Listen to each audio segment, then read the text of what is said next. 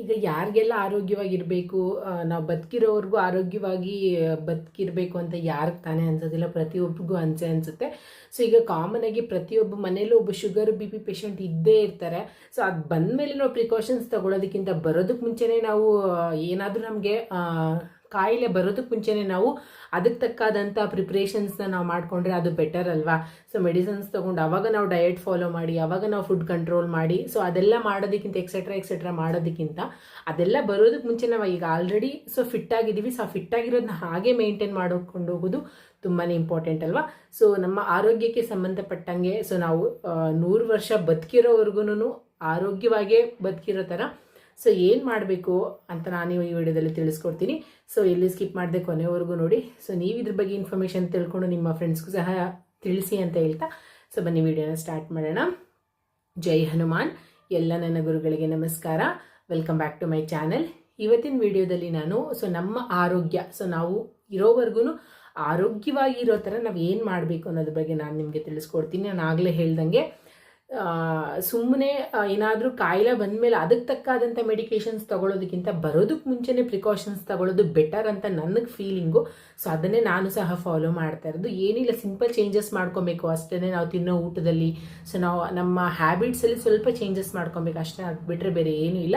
So ಅದ್ರ ಭಾಗವಾಗಿ ನಾನು ಒಂದು ಕಾನ್ಸೆಪ್ಟ್ ಬಗ್ಗೆ ಇನ್ಫಾರ್ಮೇಷನ್ನ ಕೊಡ್ತೀನಿ. ಏನು ಅದು ಅಂತ ಅಂದರೆ ಫಾಸ್ಟಿಂಗ್, ಉಪವಾಸದ ಬಗ್ಗೆ ನಾನು ಇನ್ಫಾರ್ಮೇಷನ್ನ ಕೊಡ್ತೀನಿ.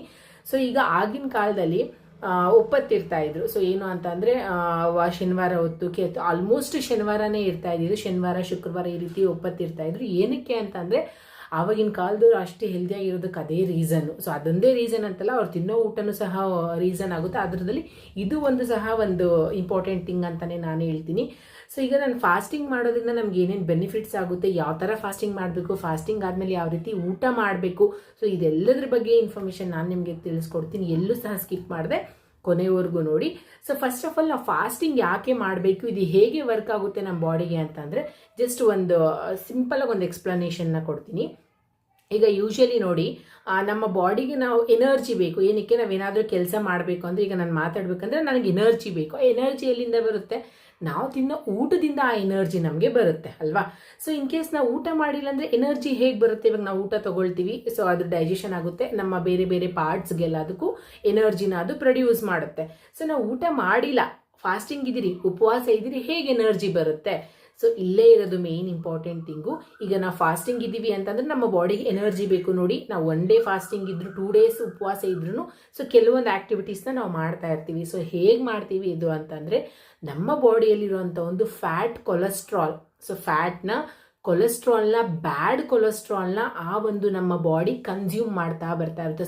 ನಮ್ಮ ಬಾಡಿಯಲ್ಲಿರುವಂಥ ಒಂದು ಟಾಕ್ಸಿಕ್ ಕಂಟೆಂಟ್ನ ಮತ್ತು ಕೆಟ್ಟ ಅಂಶ, ಕ್ಯಾನ್ಸರ್ ಸೆಲ್ಸ್ನ, ಇದು ಎಲ್ಲದನ್ನು ನಮ್ಮ ಬಾಡಿ ಡೈಜೆಷನ್ ತಿಂತಾ ಬರುತ್ತೆ. ಸೊ ಅವಾಗ ನಮ್ಮ ಬಾಡಿಗೆ ಎನರ್ಜಿ ಪ್ರೊಡ್ಯೂಸ್ ಆಗುತ್ತೆ.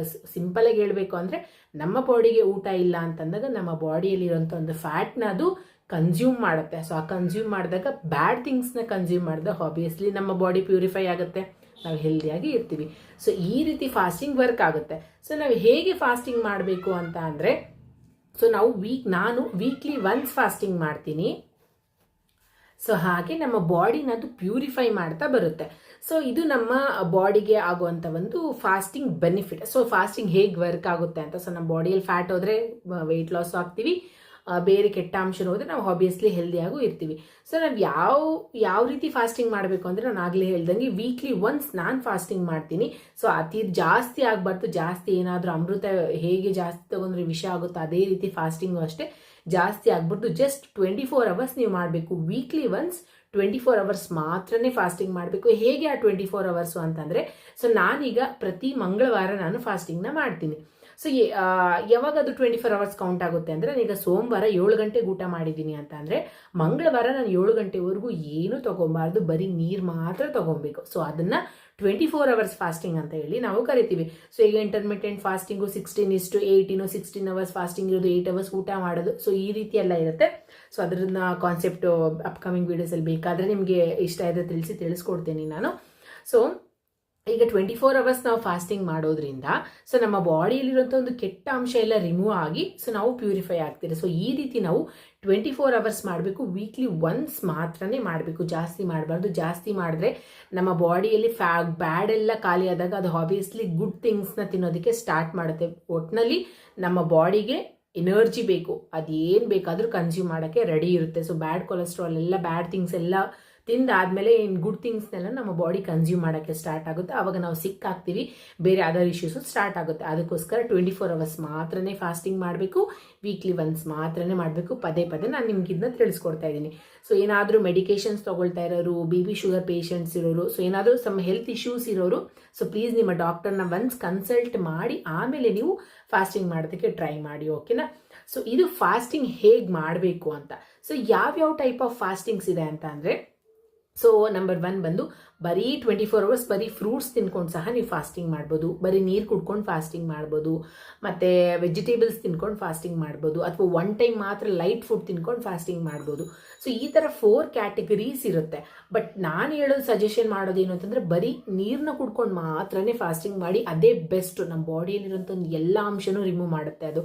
ಸೊ ಬೇಕಾದರೆ ನೀವು ನಾನು ಈ ಥರ ಹೇಳ್ತೀನಿ ಅಂತ ಡೋಂಟ್ ಫೀಲ್ ಬ್ಯಾಡ್.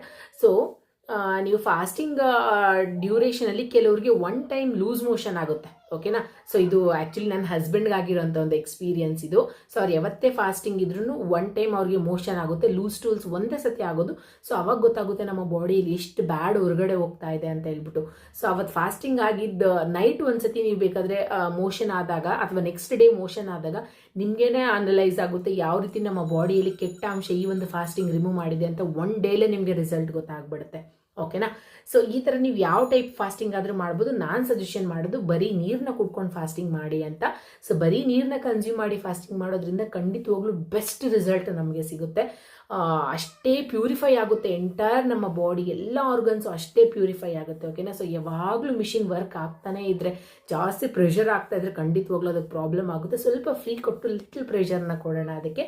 ಸೊ ಖಂಡಿತವಾಗ್ಲೂ ಅದು ಸಹ ಪರ್ಫೆಕ್ಟಾಗಿ ವರ್ಕ್ ಆಗುತ್ತೆ. ಸೊ ಎಸ್ಪೆಷಲಿ ಗಟ್, ನಾನು ಯಾವಾಗಲೂ ಹೇಳ್ತೀನಿ, ಸೊ ಗಟ್ ನಮ್ಮ ಸ್ಟೊಮಕ್ ತುಂಬಾ ಹೆಲ್ದಿಯಾಗಿರಬೇಕು. ನಮ್ಮ ಗಟ್ ಹೆಲ್ದಿಯಾಗಿದೆ ಅಂತಂದರೆ ಖಂಡಿತವಾಗ್ಲೂ ನಾವಂತ ಆರೋಗ್ಯವಾಗಿ ಇದ್ದೇ ಇರ್ತೀವಿ, ಓಕೆನಾ.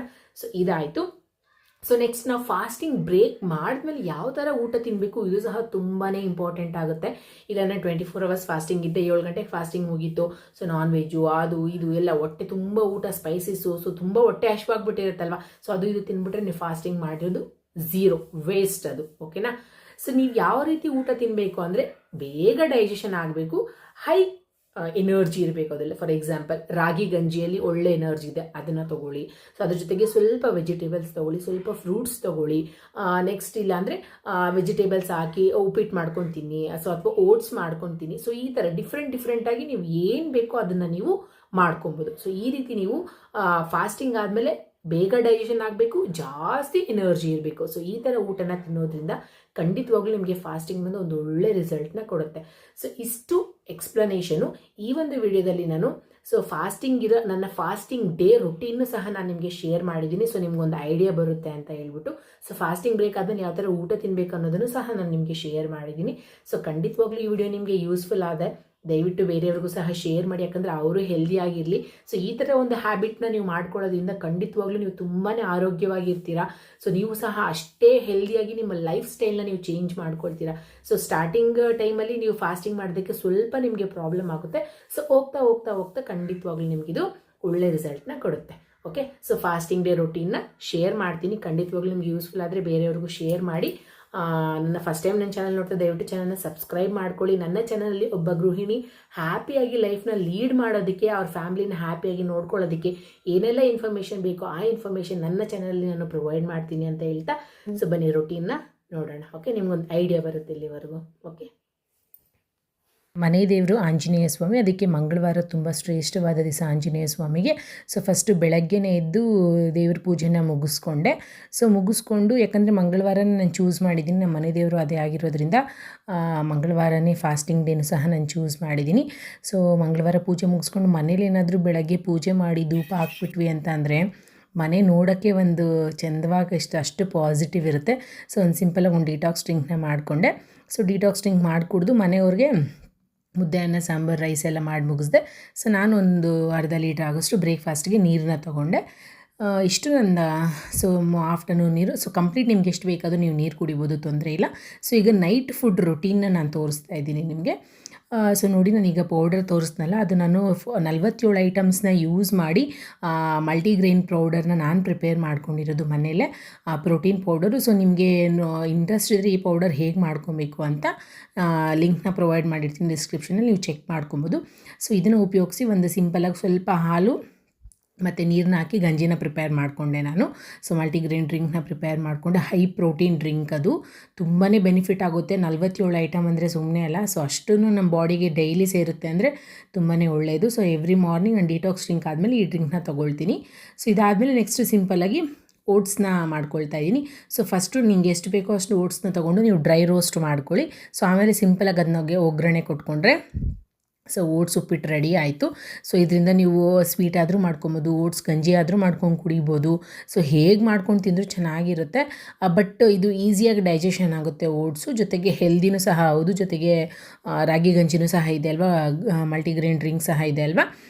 ಅದಕ್ಕೆ ಕಂಪ್ಲೀಟಾಗಿ ಬ್ಯಾಲೆನ್ಸ್ ಆಗುತ್ತೆ. ಸಿಂಪಲಾಗಿ ಮಾಡ್ಕೊಳ್ಳೋದು, ಬೇರೆ ಏನಿಲ್ಲ. ಸುಮ್ಮನೆ ಒಗ್ಗರಣೆ ಕೊಟ್ಕೊಂಡ್ರೆ ಈರುಳ್ಳಿ ಟೊಮೆಟೊ ಎಲ್ಲ ಹಾಕ್ಕೊಂಡು, ಇದಕ್ಕೆ ನೀವು ತರಕಾರಿನೂ ಯೂಸ್ ಮಾಡ್ಬೋದು ಸಣ್ಣ ಸಣ್ಣಗೆ ಹಚ್ಕೊಂಡು, ಇಲ್ಲಾಂದರೆ ಸ್ಕಿಪ್ ಮಾಡಿದ್ರೂ ತೊಂದರೆ ಇಲ್ಲ. ಬಟ್ ಸೀಸನಲ್ ಫ್ರೂಟ್ ಮಾತ್ರ ಮಿಸ್ ಮಾಡೋಕ್ಕೆ ಹೋಗ್ಬೇಡಿ. ಸೊ ಯಾವ ಸೀಸನಲ್ಲಿ ಯಾವ ಫ್ರೂಟ್ ಬರುತ್ತೋ ಆ ಫ್ರೂಟ್ನಂತೂ ನಿಮ್ಮ ಡಯಟಲ್ಲಿ ನೀವು ಇನ್ಕ್ಲೂಡ್ ಮಾಡಿಕೊಳ್ಳೇಬೇಕು. ಸೊ ನೀಟಾಗಿ ಇದೆಲ್ಲ ಫ್ರೈ ಆದಮೇಲೆ ನೀವು ಹುರಿದಿಟ್ಕೊಂಡಿರೋಂಥ ಒಂದು ಓಟ್ಸ್ನ ಹಾಕ್ಕೊಬೇಕು. ಆ್ಯಕ್ಚುಲಿ ಓಟ್ಸು ಸ್ವಲ್ಪ ಅಂಟು ಗಂಟು ಥರ ಆಗುತ್ತೆ. ಸೊ ಆ ಥರ ಆಗಬಾರ್ದು ಅಂದರೆ ನೀರನ್ನ ಜಾಸ್ತಿ ಹಾಕ್ಬಾರ್ದು, ಸ್ವಲ್ಪ ನೀರು ಚಿಮ್ಸ್ಕೊಬೇಕು ಅಷ್ಟೇ. ಅದ್ರ ಮೇಲೆ ಸ್ಪ್ರಿಂಕಲ್ ಮಾಡ್ಕೊಬೇಕು. ನೋಡಿ ಈ ಥರ ಜಾಸ್ತಿ ಹಾಕ್ಕೊಂಬಿಟ್ರೆ ನೀರು ಪರ್ಫೆಕ್ಟ್ ಕನ್ಸಿಸ್ಟೆನ್ಸಿ ಬರೋದಿಲ್ಲ. ಸೊ ಇಷ್ಟಾದಮೇಲೆ ಕೊತ್ತಂಬರಿ ಸೊಪ್ಪು ಹಾಕ್ಕೊಂಡ್ರೆ ಟೇಸ್ಟಿಯಾದಂಥ ಸೊ ಇದು ರೆಡಿ ಆಯಿತು. ಸೊ ಇಷ್ಟು ಊಟನ ನೀವು ತಿನ್ನಬೇಕಾಗುತ್ತೆ. ಸೊ ಆಫ್ಟರ್ ಯುವರ್ ಫಾಸ್ಟಿಂಗ್ ಮುಗಿದ್ಮೇಲೆ ಈ ಥರ light food, high protein food, easy digestible ಫುಡ್ನ ನೀವು ತಿನ್ನಬೇಕು. ಸೊ ಇಷ್ಟು ಮಾಡಿ ಮುಗಿಸಿದ್ರೆ ನಿಮ್ಮ ಫಾಸ್ಟಿಂಗ್ ಡೇ ಎಂಡ್ ಆಗುತ್ತೆ.